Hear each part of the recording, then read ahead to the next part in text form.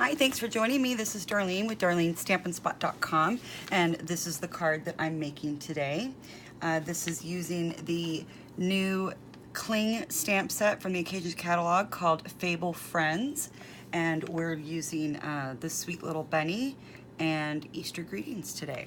So let me give you the supplies that I'm going to be using. I have a piece of Highland Heather. This one is in Balmy Blue. Today we're gonna make it, I'm gonna make it in Highland Heather. So this is 5.5 by 8.5, and I've already scored it at 4 1/4. So we're just gonna fold that in half to form our card base. And I'm gonna use my bone folder on that fold to get that creased. I've also got another piece of Highland Heather that is 3 1/4 by 4 3/4. And then I have a piece of Whisper White Thick that is cut to 2.5 by 4. And I have a piece of the Gingham Gala Designer Series paper in Highland Heather, and this is 3 by 4 1/4.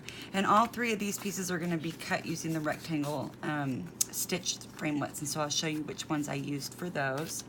And I also have 2 pieces of regular Whisper White cardstock that are cut at 4 by 5 1/4. And this is for the outside. We're going to emboss that using the basket weave embossing folder. And then the other one is for the inside of our card. Okay, so let me put those aside. And I want to do my stamping first. Nope, I need to cut the rectangles out first because I haven't actually stamped on one of those. So let me put that off to the side for a second. And I'm gonna bring in the rectangle framelits. And so these are new in the Occasions catalog, and I love them. They are an absolute must-have in my opinion. I am already using them just every chance that I get. So if you don't know, don't follow me, when I give you numbers for framelits, I always start with the smallest one, working my way out. And so that's the same thing with these rectangles. This is 1 through, I believe, 8. And then when you get over here to the more skinny rectangles, these I've actually referred to as A, B, C, and D. And then this one all by itself, it doesn't really need an identifier. So for the Whisper White Thick, I've used 1, 2, 3, number 4. Oops.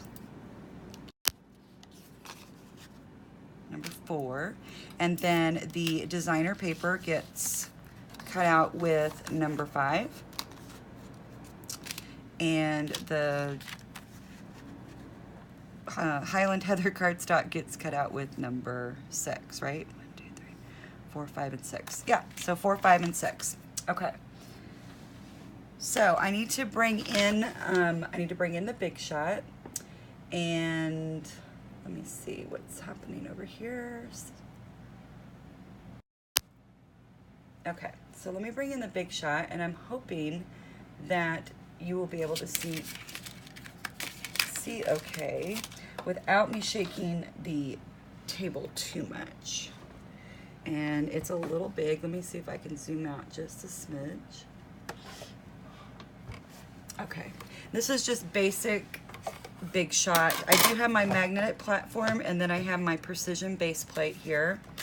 And what I want to do is, when you have dies that are shaped like this, or anything that's really long, you want to run them through your Big Shot this way. You'll get a much nicer, cleaner cut.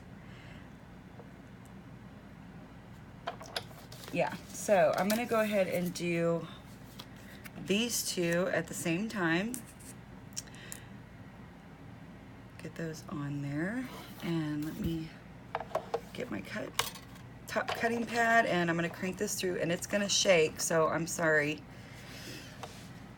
I debated as to whether or not I should do these first, and what is happening here? Do I have my... I think I just need to stand up. So, oops, there we go. Okay, yeah, I just needed to stand up. There it goes. Oh my gosh, I hope this is not horrible in the video. Okay, the beginning and the end are usually sometimes harder than the middle. Okay, and then, so let me get rid of these. And look at this beautiful stitching that it leaves. Isn't that pretty? I think you can see that. That stitched edge that it leaves. Now it also leaves it on the piece that I'm going to discard for right now. I'll show you in a later video about how to make and use this frame part. Okay, so that's those two, and now I'm going to put in my piece of designer paper. And I do kind of want to line this up because I don't want my squares going, you know, uphill or downhill. So put this back on, run this through. I think I was also a little close when I started. I was close to the beginning where it goes in, and that's another reason it was a little harder. I should have moved my pieces back. Okay. Okay, so now we have that one. And then I'm going to change out my platforms. And I'm gonna bring in, we're gonna get set up for embossing. So I've got the Big Shot platform, and we just need one cutting pad because this is one of our dynamic folders. So I'm gonna bring in one piece of the Whisper White. Just gonna put that right in there, and then you always want to insert the hinged edge first. And got the cutting pad, and there we go. Okay, and that's what that looks like. It's so pretty. And you could use either side. We're going to use this side today. So let me get the Big Shot out of the way.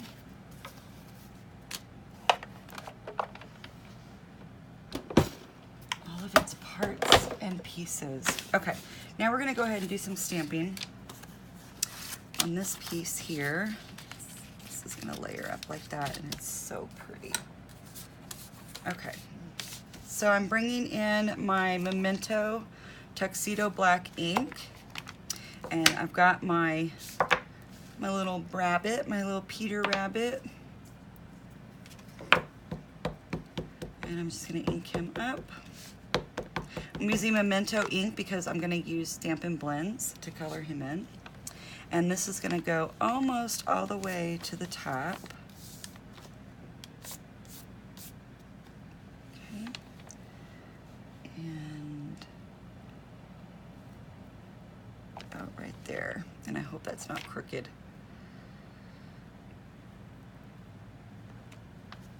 So sweet. And then Easter Greetings is going to fit nicely right below. Okay. Yay! So that worked out really well. Okay, put those off to the side. And we're going to bring in Stampin' Blend. So I'm using the Dark and Light of the Crumb Cake and the Dark and Light of Highland Heather. I have my color lifter just in case, and I'm also going to use Wink of Stella. And I think that I want to bring in, I forgot one. I'm going to grab the Petal Pink, and I'm going to use the light Petal Pink just to kind of go right inside his ears. Okay? And I think I'll start with that. And so I'm just going to do just a faint little, just enough, but to where it's not, you know, you can't see it a whole lot, but it's just faint enough that it's there. And then I like to start with my light color first, and then I just kind of outline an area. You do want to work in sections because the blending is easier if you do it while your ink is still wet. So what I'm going to do is I'm just coloring over his face with the light. Then I'm going to bring in the dark, and I'm not going to do anything fancy. but I'm just gonna kind of go over where the artist lines have naturally put in the shading for us. And I should have zoomed back in. I'm sorry. Let me see if I can zoom back in.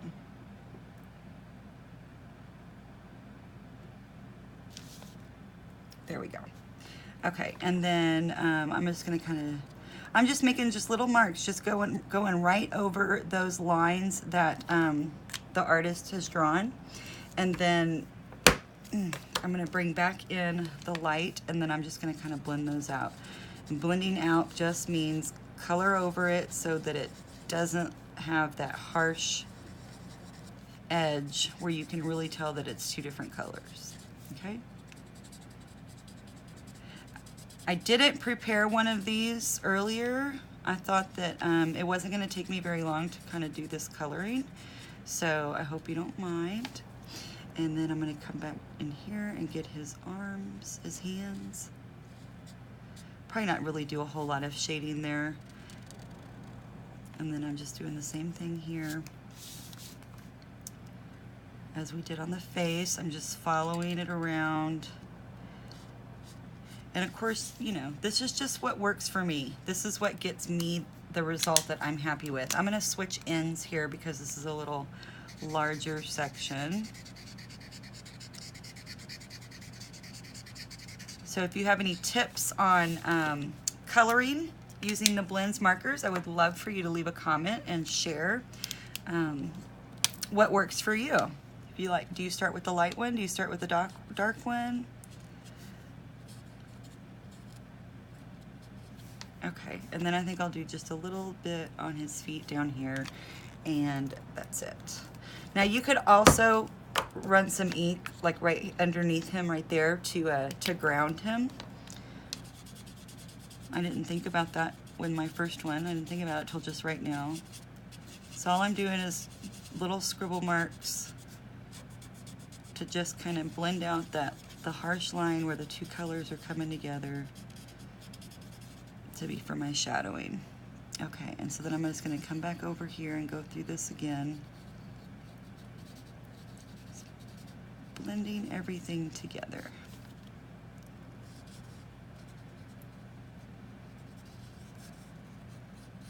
And I think that looks good. And as it dries, this is all going to disappear. You won't be able to see any of the lines. That's the beauty of the blends. Okay, so I'm going to come in here with my light Highland Heather, and I opened up the brush tip, so that's what I'm going to use. And I'm going to color in his little shirt here.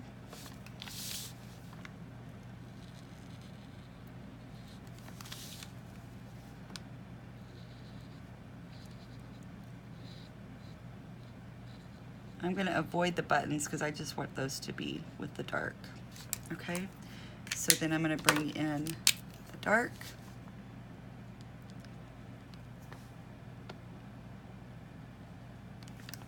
Get those little buttons, and then maybe just do a tad right underneath his little arms where there would be a shadow, and then under his neck.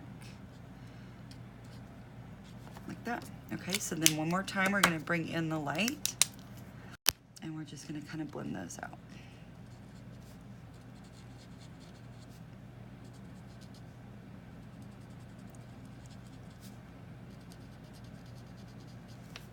Okay, and that's all I'm going to do with that. I did get a little bit of the purple in with my crumb cake here, so let's see if I can't move that purple out of there. And then I will bring in the light and finish color, put some color back on there. So I love the color lifter. I've got a little bit peeking out right there. See if I can do anything about that. Okay, and that looks good. And then I took the entire thing, I put in Wink Estella on the entire piece. This is optional, of course. You don't have to do this, but this is how I thought he just was the finishing touch. And I'm not going really heavy with it. Just kind of a little once over. There we go. Okay, so now we're ready to assemble. Let me zoom back out. Sorry, let's see. Okay, I'm gonna zoom back out, I think. Oops, wrong way. Okay, there we go. All right, so now it's just I'm just gonna assemble this really quickly and our card is finished. I'm gonna be using some Tombow liquid glue for my front layer that's been embossed. I like to use a stronger adhesive to get into all of those crevices that the embossing folder has left. And I tend to use quite a bit. I'm really light-handed though.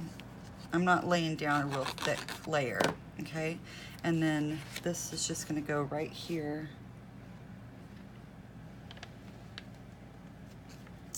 And the other reason I like to use this too is because you get a little bit of wiggle room to kind of set it down and then slide it into place. And I have gotten a little bit of adhesive. I must have had it on my finger, of course.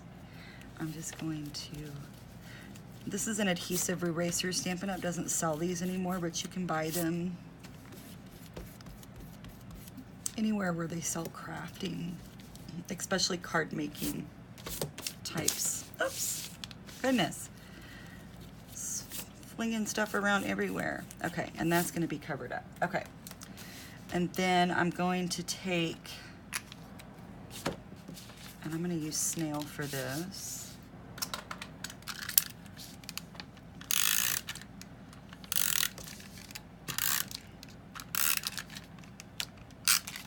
And then I'm going to center that here on the designer paper.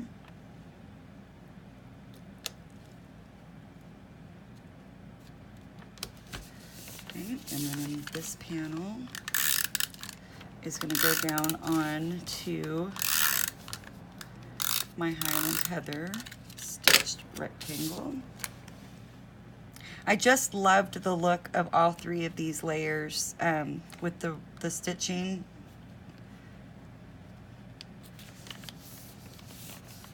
I just thought it looked so pretty having that there. Simple image, but then some pizzazz, you know, behind him without taking away from our little rabbit who is the star of this card. I'm just going to put this on the inside. I'm not stamping it today just because I'm not sure what I'm going to put in here yet, but I've got my layer ready to go when I'm ready to use my card. Okay, and then this piece is going to get popped up with some Stampin' Dimensionals. And let me get,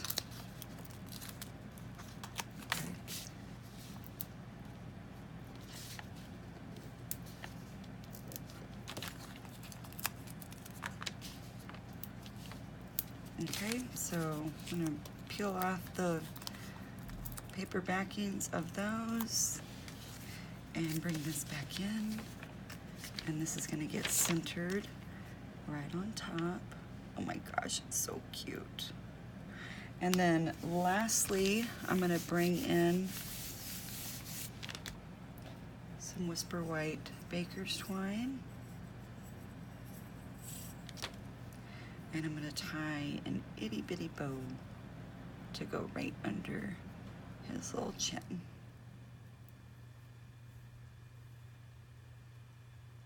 I want it to be pretty small.